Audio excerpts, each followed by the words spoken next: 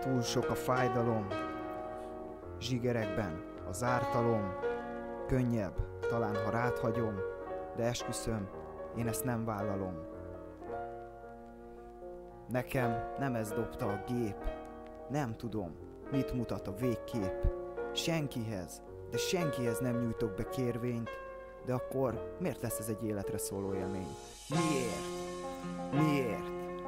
Miért? Miért kell elviselni, hogy egy perc miatt lehet mindent elveszíteni? Ilyenkor felejtenek az emberek egymáson segíteni, de én ebben biztos, hogy nem fogok részt venni. Néha engem is elhúz a csábítás, hagyom magam, élvezem az ámítást. Ott leszek még párszor a bárlistán, csak ne én legyek, aki egyszer mindenre ráhibáz. Azt mondják, törődj bele, nyelj egy nagyot, hisz 47 000-ből meg lehet élni, te barom. Az mondja ezt, akinek a bringája többet fogyaszt egy napon. Megmondom neked, dögöljek meg, ha ezt hagyom. Túl sok szeretemet szakította szét ez a hatalom. Van akinek 3 villa, 2 nyaraló, másik meg az utcán, ahol vannak max. egy takaró. Megy a pénzért mindenhonnan az aklatás, lindumával erőltetik rád az altatást.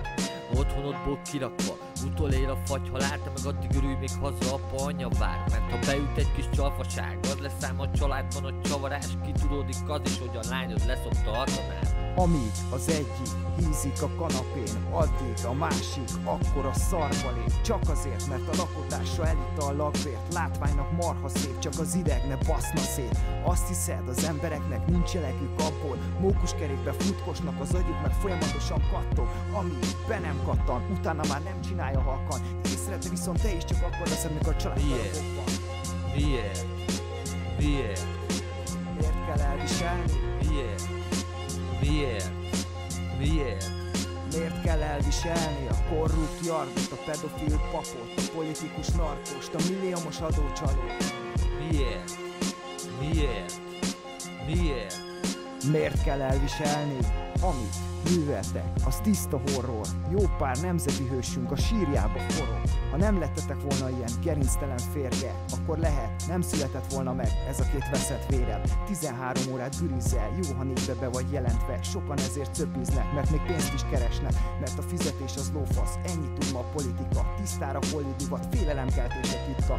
Ezért vagyunk kitaszítva, az RHT taktika. Rendszeren kívül kacsintva, komoly rímekkel pattintva. De tudod mit, én elvisellek titeket, de akkor ti viseljétek el zenémben a hitemet. Te meg ne azt nézd, mit csinál a másik, mert ő is csak hidd el, kúszik meg mászik. Könnyű a szomszédnak az ablakból anyázni, de haver, legyen már tököd végre egy kicsit odaállni. Miért? Miért? Miért? Miért kell elviselni? Miért? Miért? Miért? Miért kell elviselni a korrupt jardot, a pedofil papot, a politikus narkost, a milliómos adócsalót? Miért? Miért? Miért?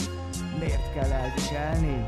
Jól nézzetek meg, mert ha az értelmiségiek külföldre elmennek, csak mi maradunk nektek. Jutott is ez már egyetlen egyszer, és abban hülye eszetekbe.